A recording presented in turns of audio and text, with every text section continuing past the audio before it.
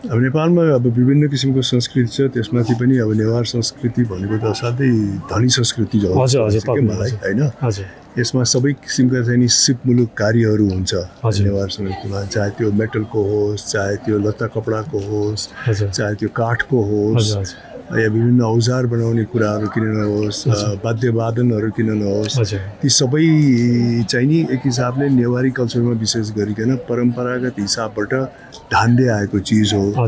अब नयाँ पुस्ताहरू अलिकति भड्किने बित्तिकै के हुन्छ भने यसको कन्टिन्युटी चाहिँ ब्रेक हुन्छ हैन, किनकि सयौं वर्षसम्म बाबुबाजेहरूले चाहिँ पुस्ता हस्तान्तरण गरेर यो सिपलाई जीवित राखिरहनु भएको थियो। अब नयाँ पुस्ताहरूको इन्ट्रेस्ट अन्यथा भइदियो भने त फेरि यो सिपमुलुक कार्यहरू चाहिँ नि प्रशिक्षण दिन, सिकाउन, अन्य अरू व्यक्तिहरूलाई चाहिँ नि तालिम दिन चाहिँ धेरै टाइम पनि लाग्न सक्छ।